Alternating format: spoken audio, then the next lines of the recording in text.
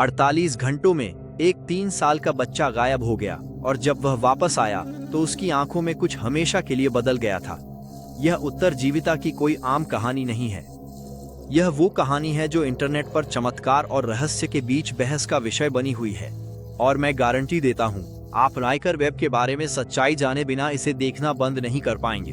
अगर आप यहाँ तक आ गए हैं तो लाइक करें और चैनल को सब्सक्राइब करें, क्योंकि जो आप सुनने वाले हैं वह आपके दिमाग को झकझोर देगा जैसा आपने कभी सोचा भी नहीं होगा। मोंटाना, अमेरिका, शुक्रवार 3 जून 2022 की देर शाम, ट्रॉय के छोटे से शहर में एक आम दोपहर। राइकर वेब, जो सिर्फ 3 साल का था, अपने परिवार के कुत्ते के साथ अपने घर के आंगन में खेल रहा था। सूरज बर्फ से ढके पहाड़ों के पीछे डूबने लगा था, जिससे अमेरिकी गर्मी की खास सुनहरी चमक पैदा हो रही थी। माता पिता घर में काम कर रहे थे, एक सामान्य गर्मी की दोपहर, जब तक सब बदल नहीं गया। बस कुछ ही मिनटों के अंदर राइकर अचानक से गायब हो गया। कोई सुराग नहीं, संघर्ष के कोई निशान, साफ पैरों के निशान नहीं थे।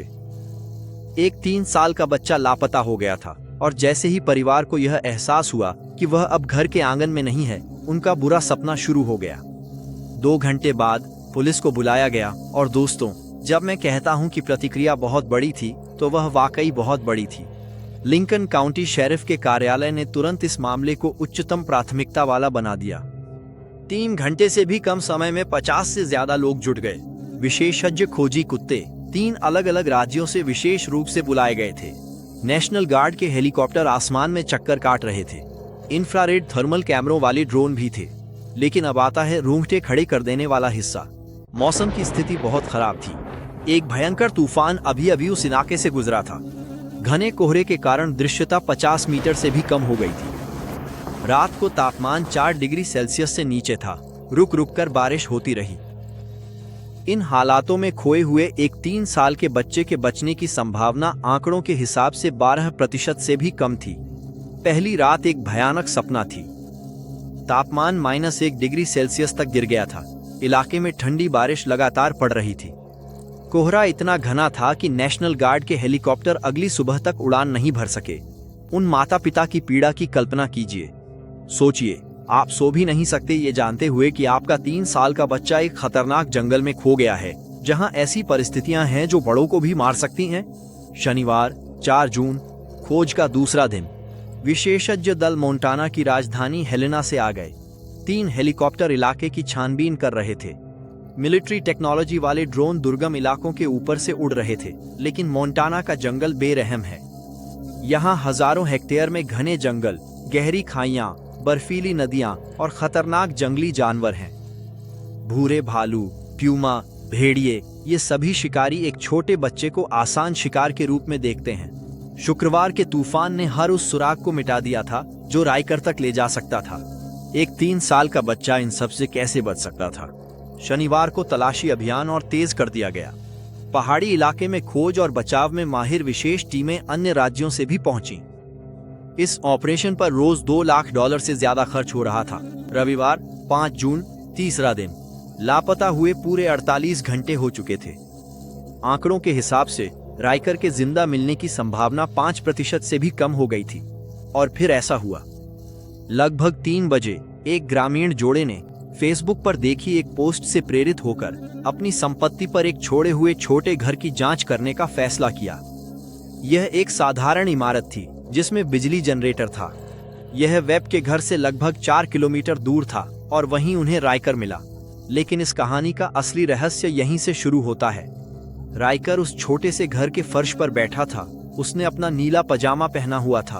उसके पैर नंगे थे। चलने की वजह से उसके मोजे पूरी तरह से फट चुके थे।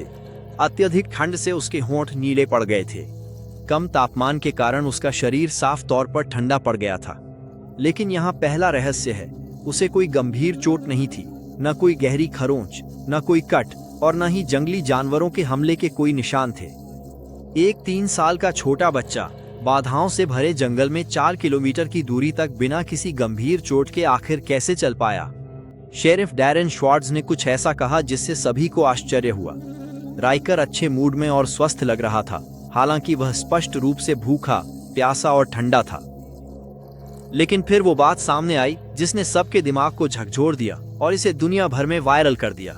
बचाव के बाद राइकर की तस्वीरों ने कुछ ऐसा दिखाया जिसकी किसी को उम्मीद नहीं थी। उसकी आंखें, वे अब 3 साल के बच्चे की आंखें नहीं थीं। यह दूर, खाली, भेदने वाली नजर थी, मानो उसने कुछ ऐसा देखा हो जो उसे नहीं देखना चाहिए था। ऐसा कुछ जिसने उसकी दुनिया देखने का तरीका बदल दिया। इंटरनेट ने तुरंत इसे 1000 यार्ड स्टेयर यानी 1000 गज की नजर का नाम दे दिया। यह एक फौजी शब्द है जो जंग में भयानक सदमे से गुजरे सैनिकों की खाली नजरों के लिए इस्तेमाल होता है, लेकिन एक 3 साल के बच्चे में इस तरह की नजर कैसे आ सकती है? जब बचाव कर्मी उस तक पहुंचे तो राइकर शांति से बैठा था। वो रो नहीं रहा था, चिल्ला नहीं रहा था और न ही उसमें किसी खोए हुए बच्चे जैसी घबराहट के कोई निशान थे। वो बस बदला हुआ लग रहा था। और यहाँ वो सवाल है जो सबके मन में है, आखिर उन 2 दिनों में हुआ क्या था? चलिए पहले वैज्ञानिक तथ्यों को देखते हैं। एक 3 साल के बच्चे के लिए 4 किलोमीटर चलना एक असाधारण दूरी का प्रतिनिधित्व करता है। यानी ऊबड़ खाबड़ जमीन पर बाधाएं पार कर, पहाड़ियों पर चढ़ते, नालों से गुजरते हुए एक बच्चे के लिए यह तेज औसत गति है। वह तापमान में कैसे बचा?